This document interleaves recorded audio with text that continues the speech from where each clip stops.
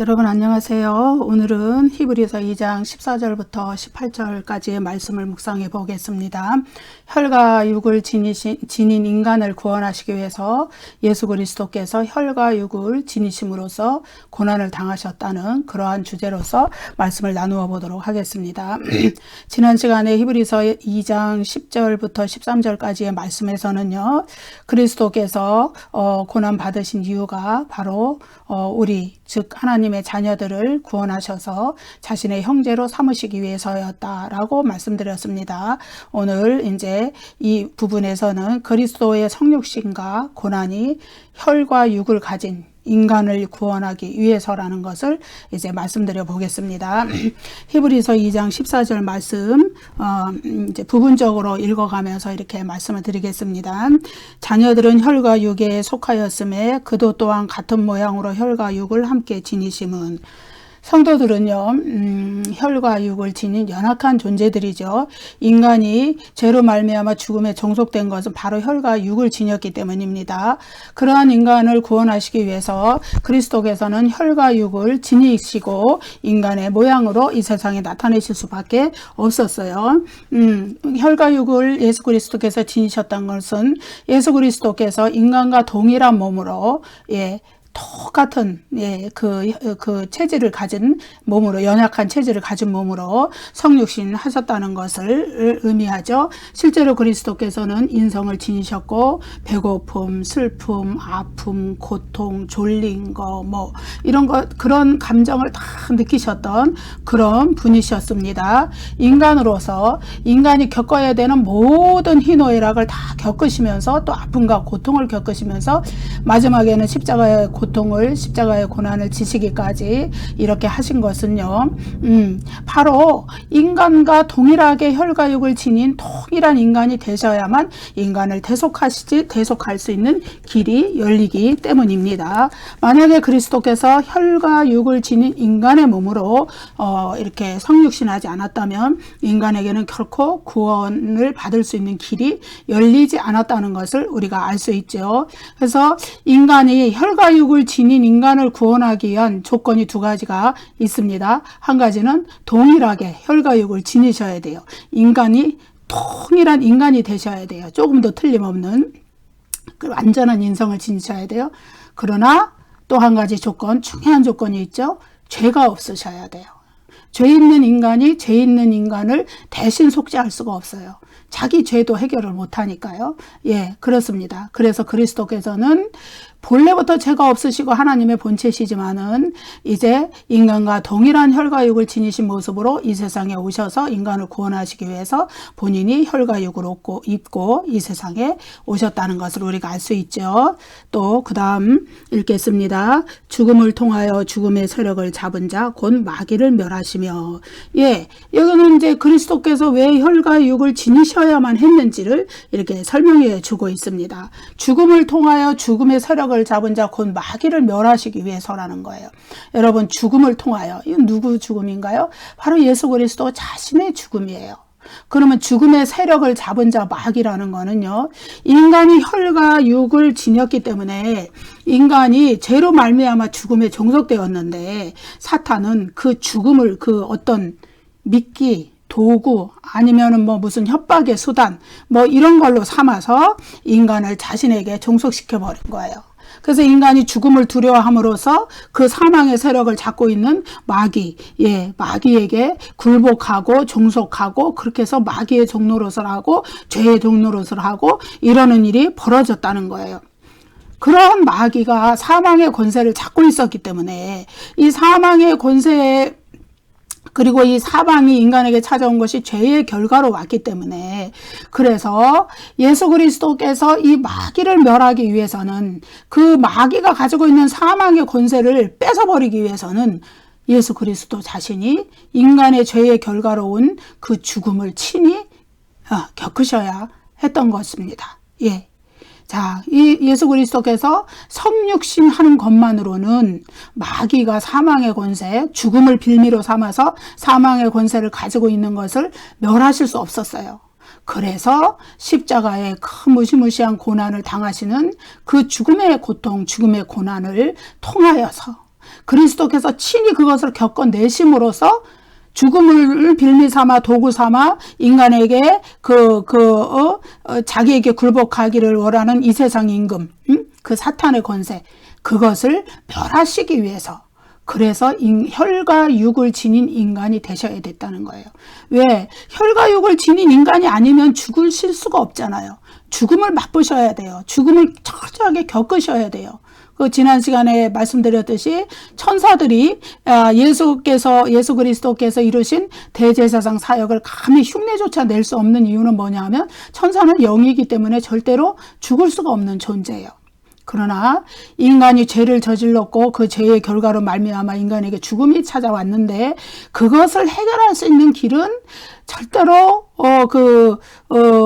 무흠하신, 그러니까 흠이 없으신, 또 아무런 오점도 결점도 없으시고 하나님 앞에 완전하신 분이었던, 도덕적으로 인격적으로 모든 존재 자체가 완전하셨던 그분이 오셔서 우리를 대신해서 죽는 길밖에는 없었기 때문에 그 죽으시기 위해서 혈과 육을 지니시고 이 세상에 성육신 하신 것이죠. 그래서 이 죽음이라는 거는요, 예수 그리스도의 십자가의 죽음이라는 건요, 사탄에게 결코 패배한 것이 아니라 사탄의 세력을 잡아서 멸망시키기 위한 예수 그리스도의 도구였고 수단이었던 거예요, 여러분.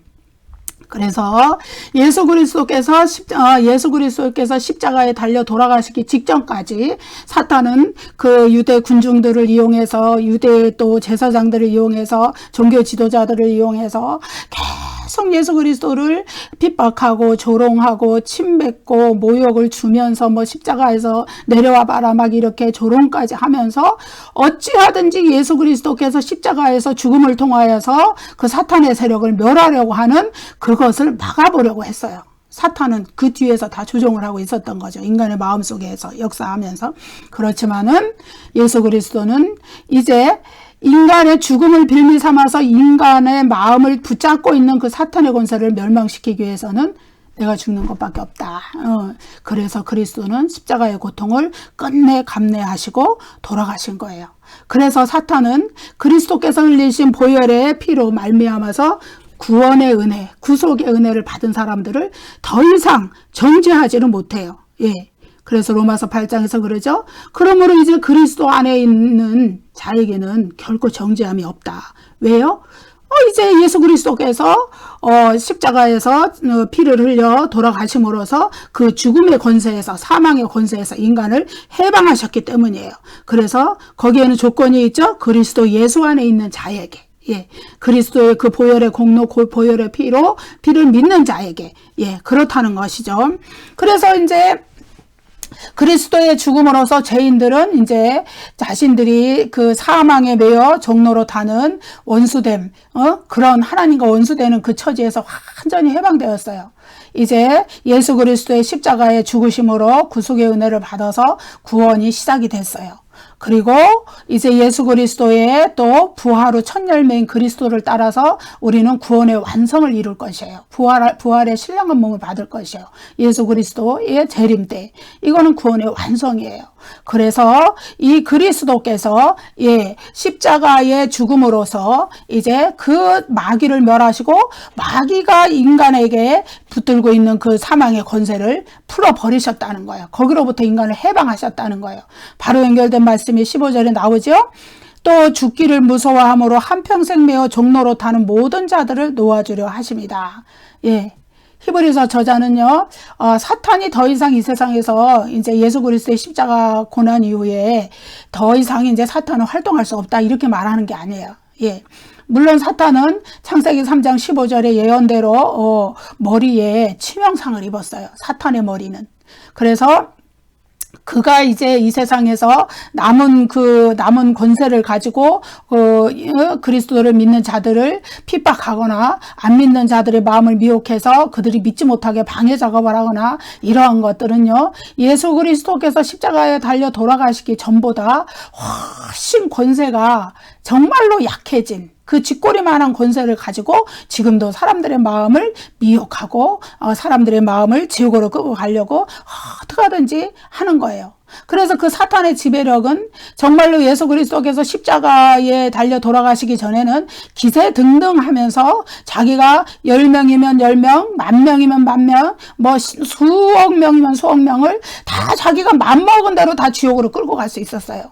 예, 그렇지만은 이제 예수 그리스도께서 십자가에 달려 돌아가시면서 그 사탄의 세력이 머리를 깨지는 그 치명상, 예, 그것을 입음으로써 이제 요만한 남은 권세를 가지고 아직도 이 세상에서 두루두루 다니면서 내가 어떤 사람을, 어떤 영혼을 내가 오늘은 삼킬까, 이렇게 우는 사자같이 돌아다니고 있다는 거예요.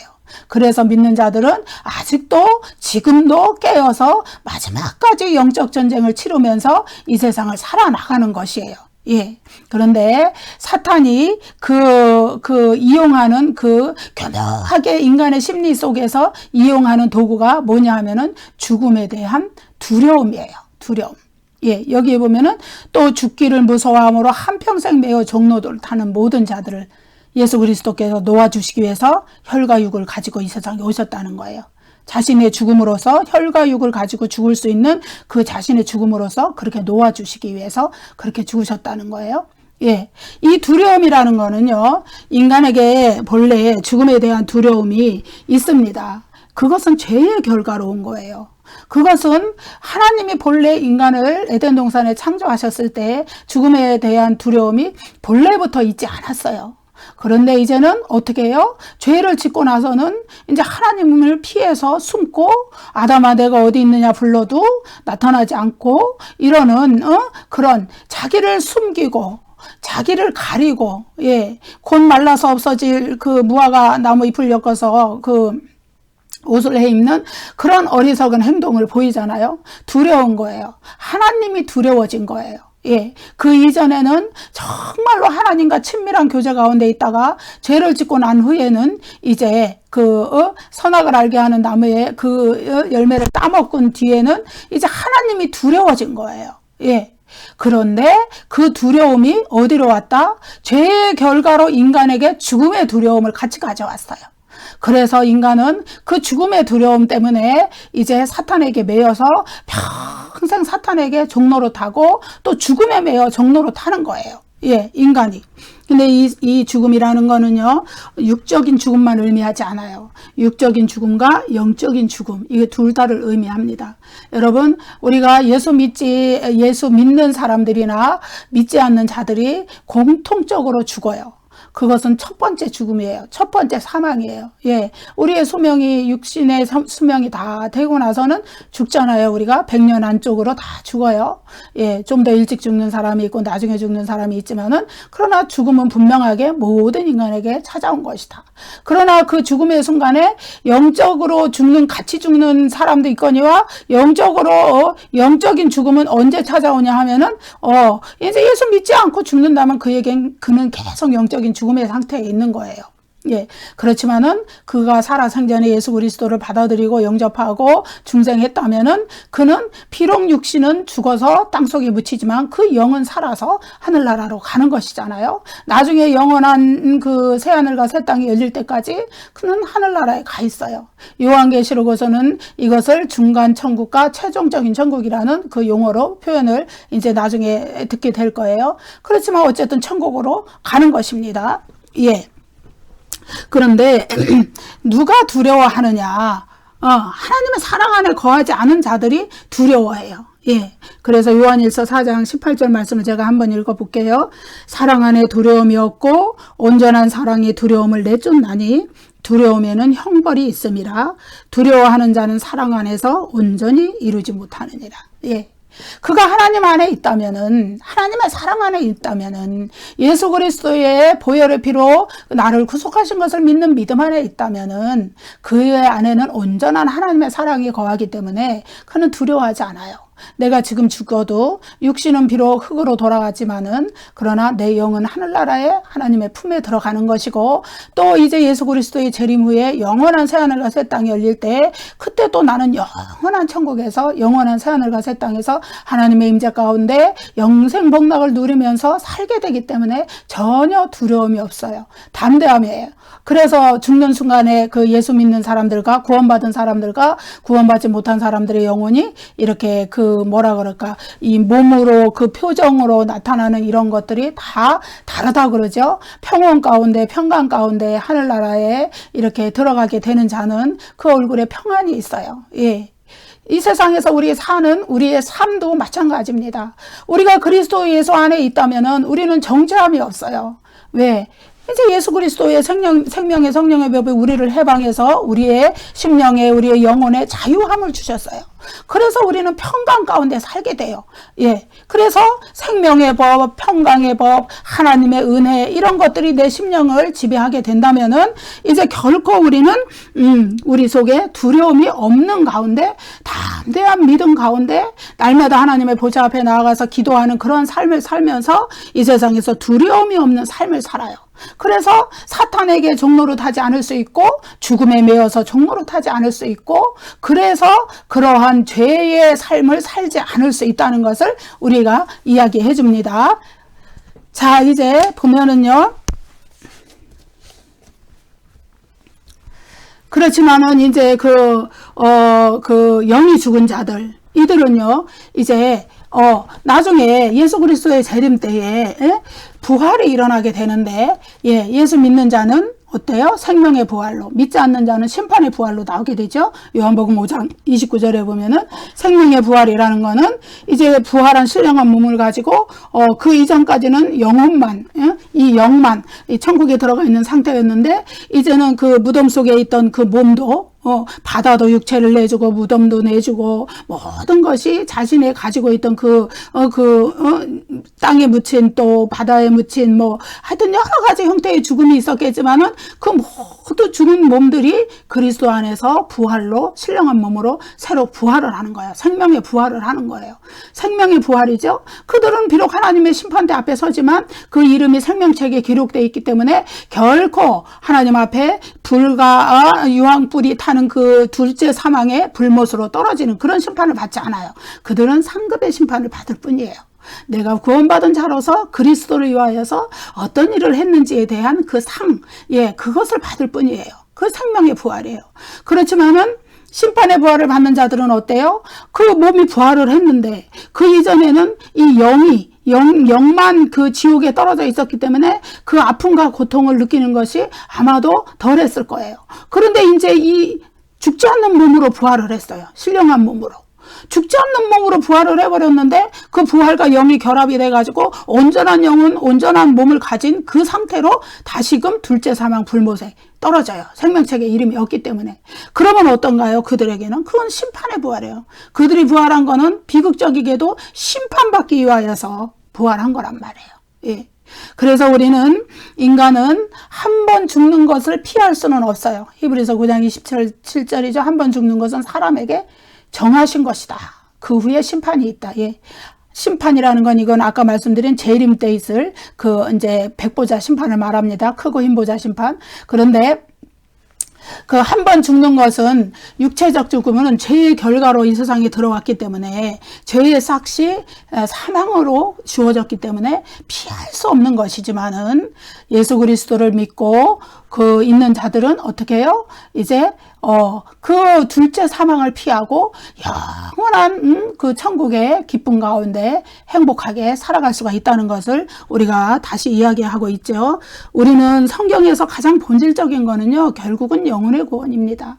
우리 하나님께서 우리에게 계시해 주시고 또 예수 그리스도를 통해서 우리에게 구원의 길을 다 알려주시고 그리스도께서 친히 그 길을 열었지만은 우리가 그것을 믿지 않고 우리가 그 예수 그리스도를 영접하지 못해서 우리가 지옥에 떨어졌을 때 우리의 생명이 어떻게 될 것인가, 우리의 영혼과 우리의 부활한 몸이 나중에 어떤 고통을 당하고 살 것인가, 그거에 대해서 우리가 정확히 알면은 예수 그리스도를 믿지 않을 수가 없는 것이죠.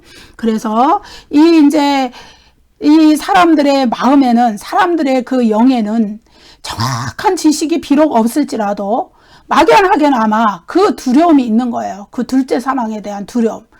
물론 첫 번째 사망에 대한 두려움도 있지만은 영원히 지옥불에 대한 떨어지는 둘째 사망에 대한 두려움이 그 마음에 크게 자리 잡고 있다고 봐야 돼요. 제가 지난번에도 말씀드렸지만은 사람은요, 짐승과 사람이 다른 점은요, 사람은 영을 가진 존재라는 거예요. 하나님께서 창세기에서 자기의 생기를, 인간을 자기의 형상과 자기의 모양대로 하나님이 우리 모양대로 우리 형상대로 이래서 이렇게 만드시고 난 후에, 짐승에게는 그렇게 안 하셨지만은 인간에게는 친히 자기의 생기를 인간의 코에 이렇게 다 불어넣어 주신 거예요. 그래서 인간은 영적인 존재가 됐어요. 영을 가진 존재가 됐어요.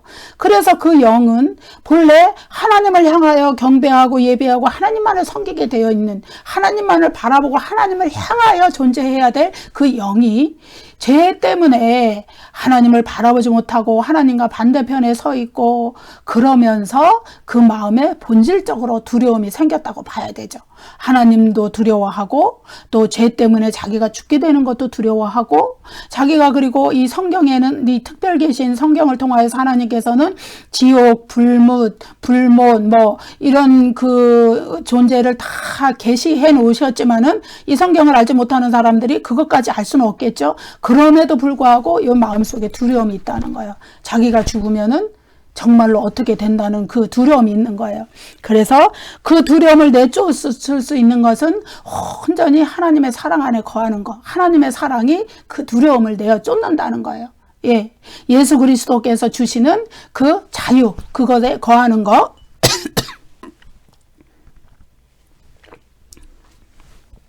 그런 사망의 두려움에 매여서 평생을 종로로 타는 사람들을 해방하시기 위해서 예수 그리스도께서 죽음의 권세를 이기셔야 됐기 때문에 친히 자기의 몸을 통하여서 몸이 죽는 것을 경험하고 겪는 것을 통해서 그 죽음의 권세를 이기고 부활함으로써 죽음의 권세를 이겨버리셔야 됐기 때문에 혈과 육을 가지시고 이 세상에 오실 수밖에 없었다는 거예요. 예수 그리스도께서 성육신 하셨던 이유가, 인간으로 태어나셨던 이유가 바로 그것입니다. 인간이 해결하지 못하는 이 죽음의 문제, 그것을 해결하기 위해서, 그 죽음에 매여 종로로 타는 것을 풀어주시기 위하여서, 그래서 그리스도 안에서 진정한 영적 자유를 누리고 진정한 영적인 생명을 누리고 하나님의 사랑 안에 거하면서 그 하나님의 사랑 안에서 두려움이 없어지는, 죄에 대한 두려움이 없어져서 하늘의 기쁨을 누리게 하기 위해서 예수 그리스도께서 인간과 동일하게 혈과 육을 지니시고 오실 수밖에 없었다는 거예요. 여러분. 자, 우리가 그 계시록 21장에 보면은요, 새 예루살렘 성, 그러니까 새 하늘과 새 땅에 들어가지 못하는 8가지의 그 죄의 목록이랄까, 이것이 나옵니다. 이제 대표적인 8가지 죄를 이렇게 적어 놓은 거죠. 그 중에 첫 번째, 두 번째 목록이 뭐냐 하면은 두려워하는 자들과 믿지 않는 자들이다. 하나님을 믿지 않으니까 그 마음에 두려움이 있어요. 영생에 대한 기쁨이 있는 것이 아니라 영원한 지옥에 대한 두려움이 그 마음에 켜켜이 쌓여서 이렇게 있어요. 인간의 심령 속에. 그런데 또 예수 믿지 않는 자들, 하나님을 믿지 않는 자들, 그 마음속에 또 동일하게 그런 것들이 있는 거예요. 그래서 가장 무서운 죄는 하나님을 믿지 않는 자다.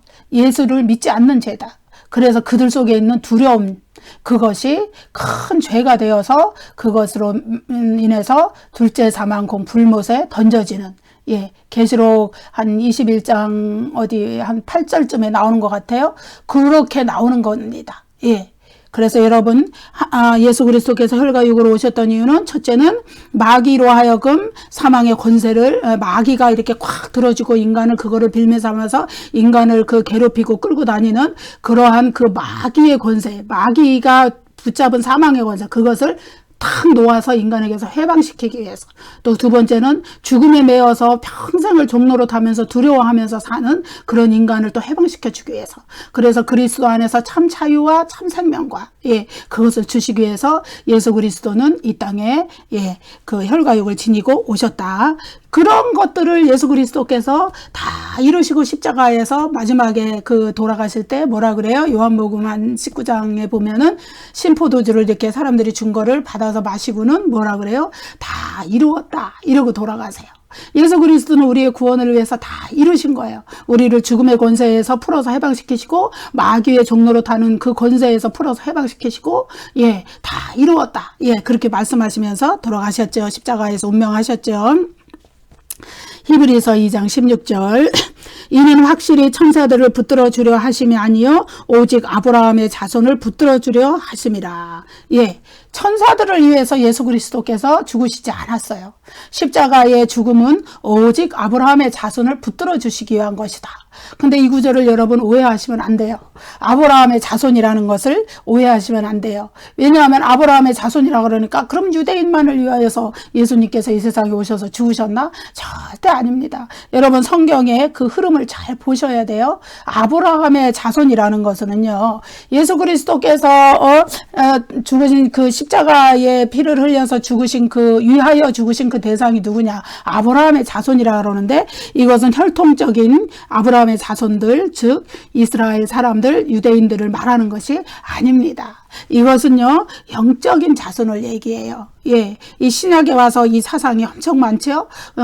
우리가 이제 남은 자 사상도 있고 이제 로마서를 공부하실 때 아마 이 부분에 대해서 자세히 공부하게 될 것 같아요.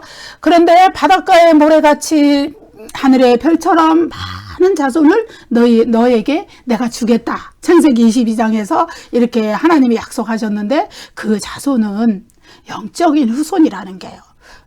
하나님의 약속에 참여하게 될 영적인 아브라함의 후손이라는 거예요.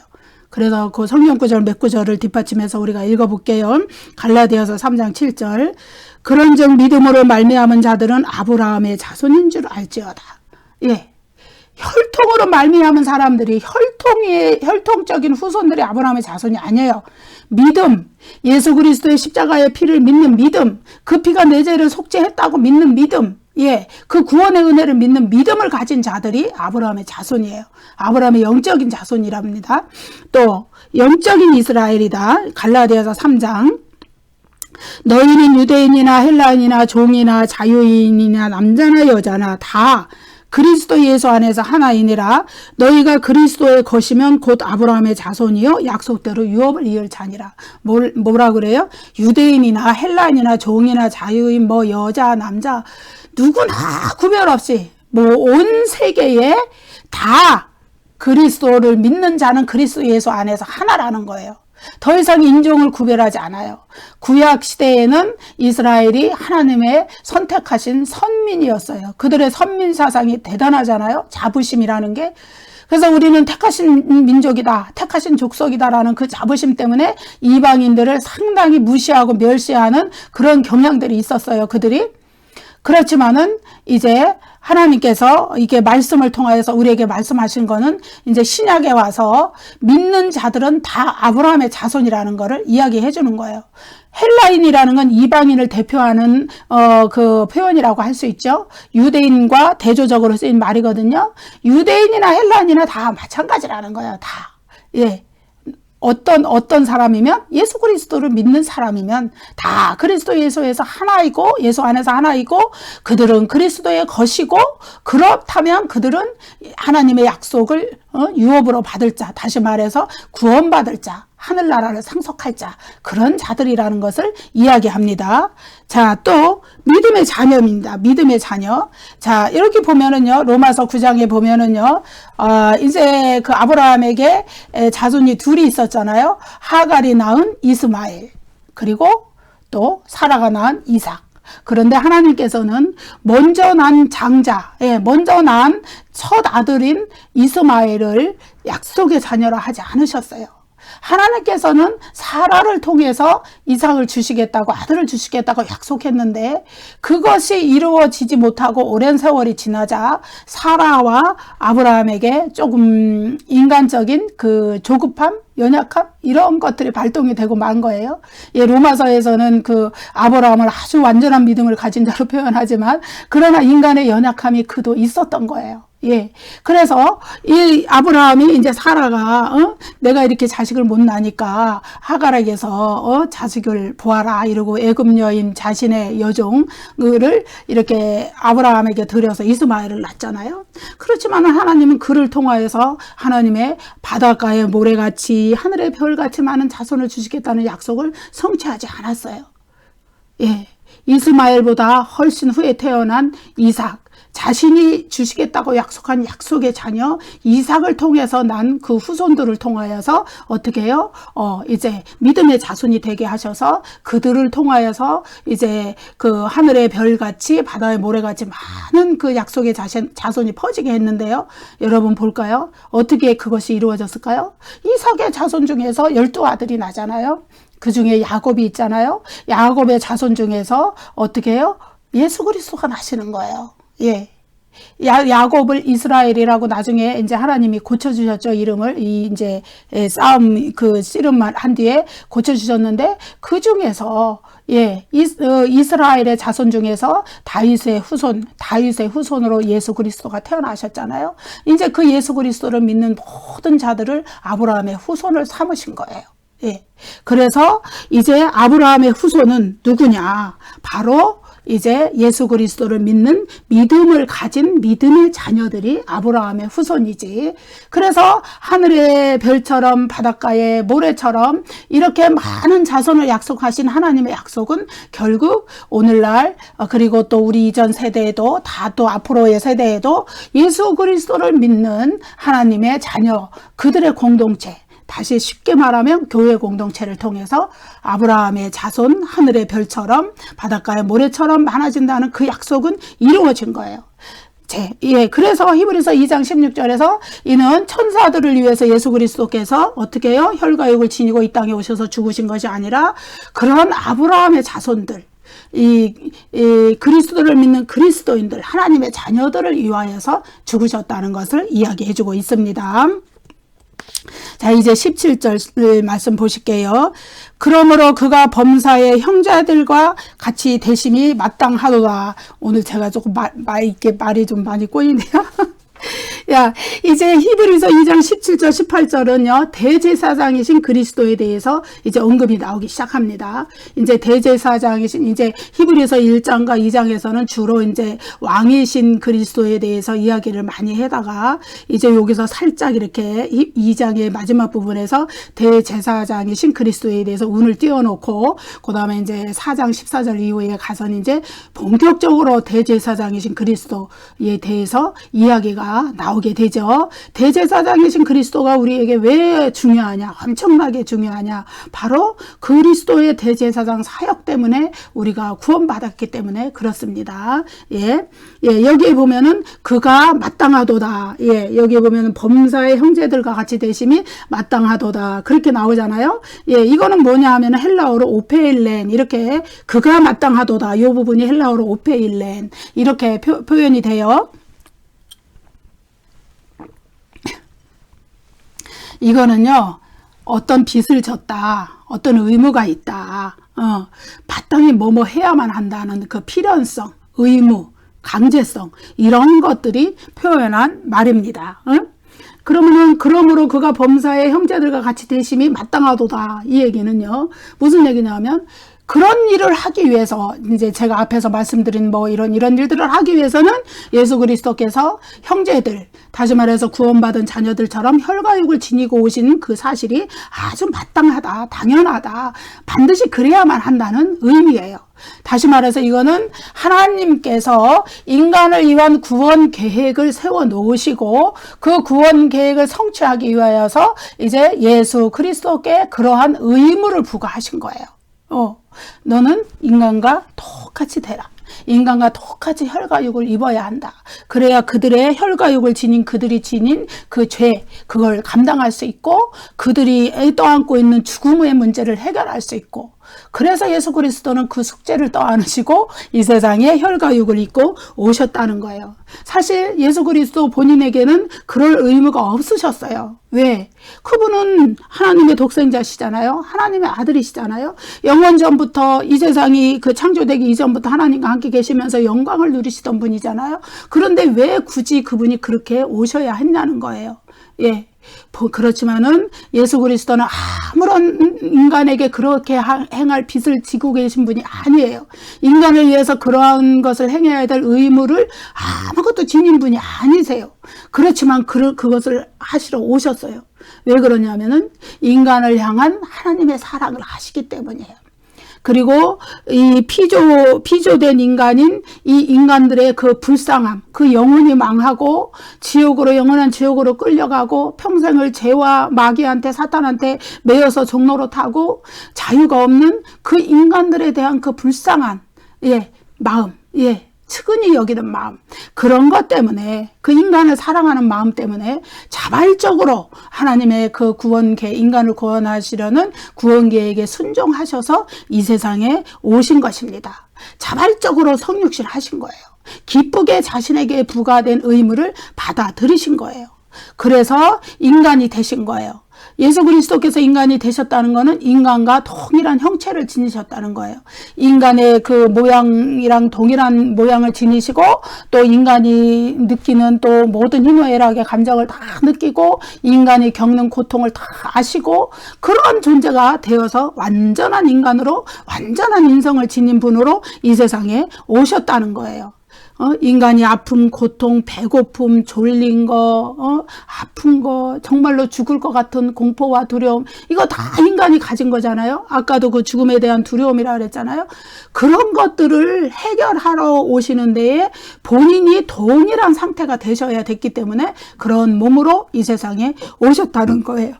그래서 그분은 이 세상에 오셔서 자신의 형제들을 위한 대속제물, 대신 속죄할 수 있는 제물, 자신의 형제들의 죄를 대신 속죄할 수 있는 그러한 속죄 제물이 되실 수 있었던 거예요.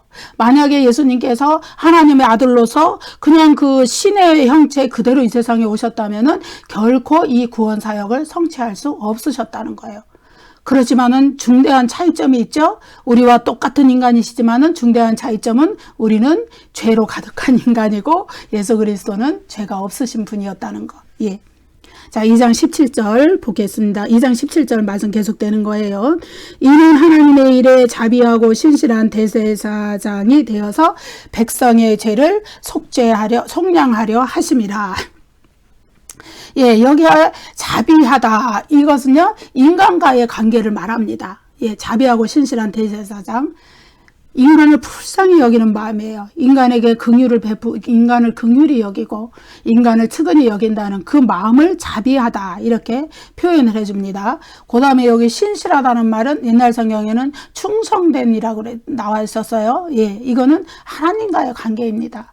하나님이 인간을 구원하시기 위하여서 세우신 그 구원 계획에 예수 그리스도는 아주 자발적으로 기쁨으로 순종하셨어요. 하나님께 충성된 것이에요. 그래서 자비하고 충성된, 자비하고 신실한, 그리고 무엇이 되었다고요? 대제사장이 되셨다는 거예요.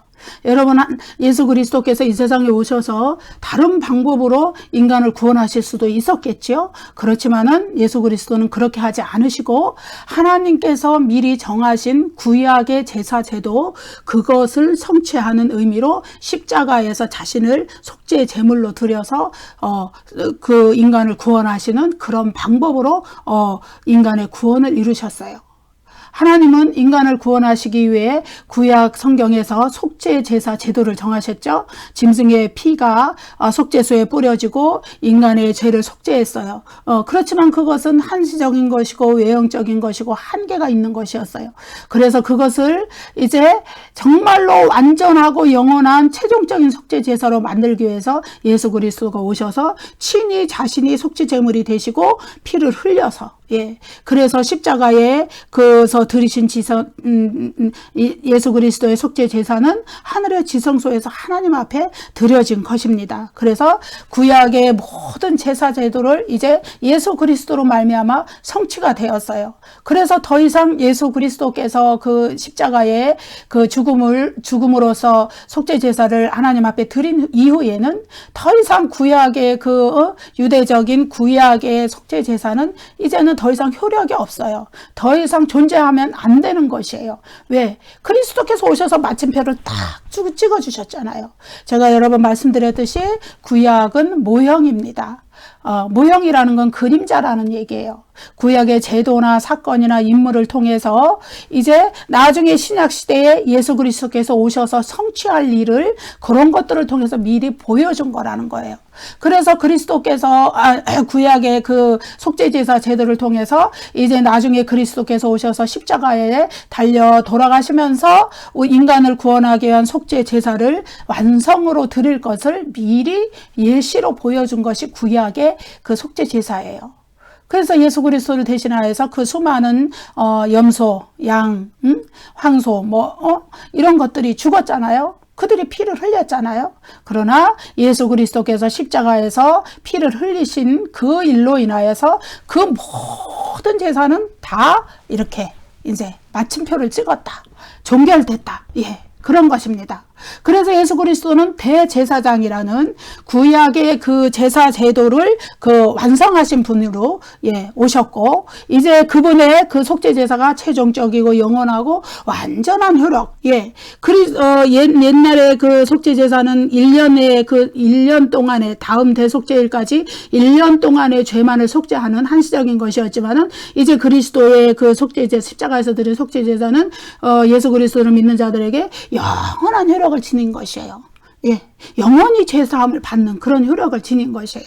그렇기 때문에 예수 그리스도는 어떤 면에서는 구약의 제사제도와 연속성을 가지고 그것을 성취하셨지만은 또 그들과는 다른 차별적인, 그들은 한시적이었고 예수 그리스도는 완전한 것이었고 영원한 것이었고, 그들은 한계가 있었지만 예수 그리스도는 완전한 것이었고, 그들은 자주 반복되는 것이라서 한계가 그런 게 있었지만은 예수 그리스도는 반복되는 것이 단 한 번의 제사, 단번에, 히브리서 9장에 가면 이 말이 자꾸 나옵니다. 7장에도 나오고 단번에 드린 속죄 제사로 이제 완성하신 거예요. 예수 그리스도 하나님이 원하시는 피를 흘려서 인간의 죄를 제사함 받는 그 효력을 단번에 제사로 이렇게 드리신 거예요.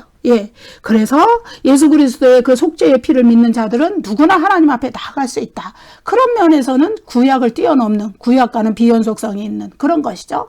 그래서 그리스도의 속죄 제사는 구약의 속죄 제사와 연속성과 비연속성을 동시에 가지고 있다. 그래서 그리스도의 속죄 제사는 그리스도가 대제사장으로서 드린 속죄 제사는 최종적이고 완전한 것이고 영원한 것이기 때문에 다시 또 그 옛날의 구약의 유대교로 돌아가서 그러한 제사를 짓는 것은 그리스도를 부정하고 거부하는 일이라는 거죠. 히브리서 수신자들이 그런 위험에 노출되어 있기 때문에 이런 것을 이야기하고 있는 것이죠. 자, 이제 18절 말씀 볼게요.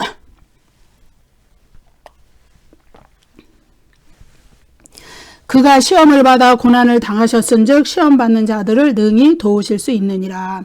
그가 시험을 받아, 헬라어로는요 아우토스 페이라스 데이스 그래요. 여기 아우토스라는 말이 뭐냐 하면요, 그 자신, 그러니까 영어로 말하면 himself.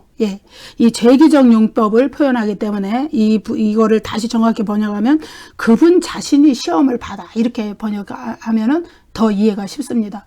예수 그리스도 자신이 시험을 받으셨어요. 왜? 인간의 육신을 입고 오셨기 때문에 인간과 동일한 시험을 받았다는 거예요. 그래서 시험 받은 자들을 도와주실 수 있다는 거예요. 근데 학자에 따라서는 이 시험을요, 인간과 다른 시험을 받았다고 해석하는 학자도 있습니다. 왜냐하면은 인간이 시험을 받는 거는 죄 때문에 받는 유혹, 그런 것이 포함된 시험인데 예수 그리스도는 죄도 없으신데 왜 인간과 동일한 유혹을 받으시냐 이거예요. 그래서 이거를 영어로 테스트, 이거로 표현을 해줍니다. 그렇지만은 대다수의 그 대부분의 학자들의 견해는 그것이 아니라 템프테이션이다. 유혹이다, 유혹. 유혹을 포함한 시험을 받으셨다. 인간이 받는 것이 그거거든요. 인간은 죄를 가지고 있어요. 죄의 속성을 무한히 가지고 있어요. 심지어 예수 그리스도를 믿음으로 영접했지만은 중생했지만은 그 이후에도 이 죄의 속성이 여기서 불쑥불쑥 나타나요. 쓴뿌리가 불쑥불쑥 나타나요. 그래서 인간이 성령의 능력으로 끊임없이 죽을 때까지 변화되어야 되는 이유가 바로 거기에 있는 거예요. 하루아침에 그 죄의 본성이 없어지지 않습니다.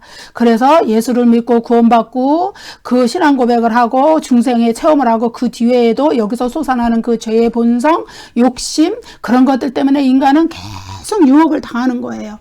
그런데 예수 그리스도도 동일한 것을 당하셨다는 거예요.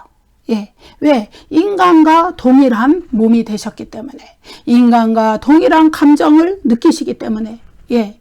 어떤 유혹을 받으셨을까요? 십자가의 고통을 피하라는 유혹이 있었겠죠? 또 40일 동안 강야에서 또 줄이시면서 또 그 배고픔, 그거 때문에도 또 유혹을 받으셨겠죠? 예. 시험, 단순한 시험이 아니에요. 인간이 느낄 수 있는 그 유혹을 그대로 받으셨다는 거예요. 그런데 인간하고 차이점은 뭐예요? 인간은 거기에 넘어지잖아요. 넘어져서 실패해서 또 일어나고. 그래서 여러분 일어나 걸어라 이런 찬양이 있잖아요. 자꾸 넘어지니까 그러니까 인간이 자꾸 넘어지고 일어나고 넘어지고 그러지만은 예수님은 뭐가 달라요? 안 넘어지세요. 인간과 동일한 유혹을 받으셨어도 안 넘어지시는 거예요. 싸워서 이기시는 거예요. 예. 그것이 우리와 인간과 사탄에게 굴복하라는 유혹이 왔을 때도 굴복하지 않고, 심지어 천하 그 권세를 다 준다 해도 거기에 굴복하지 않고, 예, 아무 것에도 굴복하지 않고 이기시는 거예요. 예수 그리스도와 우리의 차이는 그거예요. 동일한 시험과 유혹을 받을지라도 인간은 넘어지되 예수 그리스도는 처음부터 싸워 이기신 분이라는 거. 그것을 이제 예를 들어서 이제 영어 성경에서도 뭐 KJV 이제 킹 제임스 버전이죠. NAS, NIV 뭐 이런 성경에서는요. 다 이 유혹으로 영어 성경이 번역을 하고 있어요. 템프테이션이 유혹을 받았다는 거예요. 예, 그걸로 번역을 하고 있습니다. 그것을 뒷받침하는 구절이 한 구절 더 있죠. 히브리서 4장 15절. 예. 뭐냐 하면은, 뭐라 그러냐 하면은, 모든 일에 우리와 똑같이 시험을 받으셨다는 거예요. 예수 그리스도께서. 그런데 죄는 없으시다. 그게 우리의 차이점이에요. 예. 모든 일에, 인간이 당할 수 있는 모든 일을 다 겪으셨다는 거예요. 그리고 거기에서 인간보다 덜 받으신 것이 아니라 인간과 똑같은 시험을 이렇게 받으셨다는 거예요. 우리가 받은 모든 유혹, 그것을 예수 그리스도도 동일하게 받으셨다. 그런데 우리는 그것을 극복하지 못하고 넘어졌지만은 예수 그리스도는 넘어지지 않고 그것을 극복할 그런 믿음과 그러한 그 영성이 계셨기 때문에, 여러분 예수 그리스도께서는 끊임없이 기도하셨잖아요. 뭐 낮이나 밤이나 새벽이나 가리지 않고 기도하셨잖아요. 그 영성이 깨어 있으셨어요. 그래가지고 그런 모든 것을 이기신 것이죠. 여기에 이제 그 4장 15절에 이런 말씀이 있어요. 모든 일에 우리와 똑같이 시험을 받으신 분이라는 거예요. 예? 그런데 거기에 시험을 받으신 이분이 여기에 나오는 헬라어가 페페이라스 메논, 이렇게 완료 수동태 본사를 써요. 그러니까 바깥의 어떤 유혹의 조건에 의해서 예수 그리스도께서 유혹을 받으셨다는 거예요. 시험을 받으셨다는 거예요. 예. 그런데 그 시험이 어떻게 해요? 이제 완료 형태로 표현이 되어 있어요.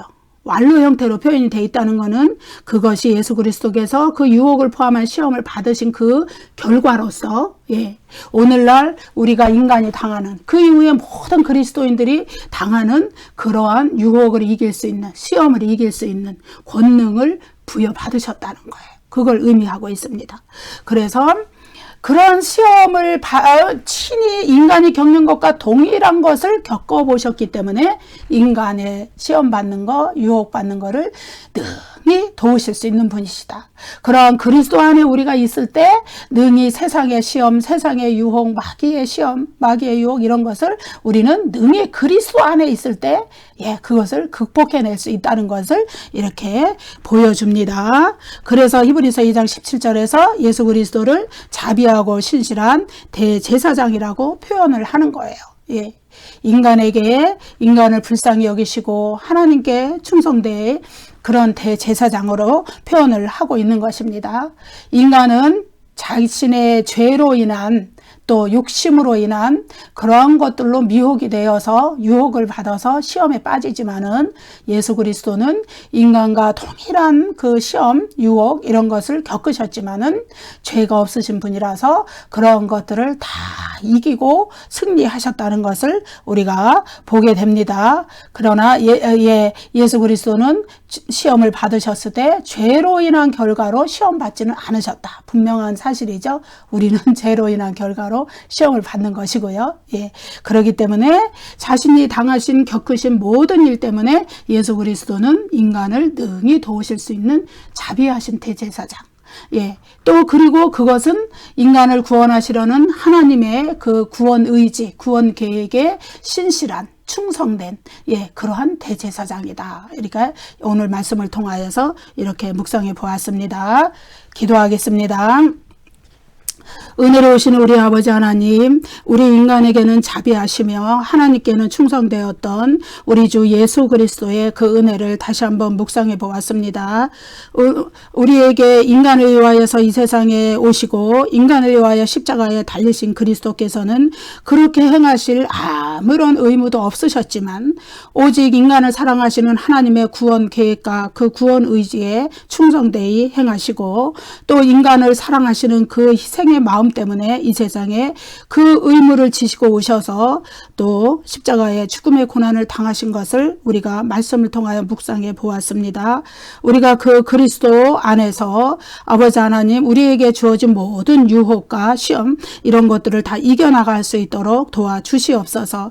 그리스도께서 아무 죄도 없이 이 세상에 오셔서 인간과 동일한 모든 그러한 경험을 하셨지만은 그러나 그 경험으로 인하여서 고난의 경험을 통하여서 우리 인간을 능히 도우실 수 있는 신실한 대제사장이 되신 것처럼 자비한 대제사장이 되신 것처럼 우리가 그리스도 안에서 그 그리스도의 능력을 의지하고 우리가 당한 모든 시험과 유혹 이러한 것들을 극복하고 신앙에서 승리할 수 있도록 도와주시옵소서. 예수님 이름으로 감사기도 드립니다. 여러분 감사합니다. 다음 시간에 또 봬요.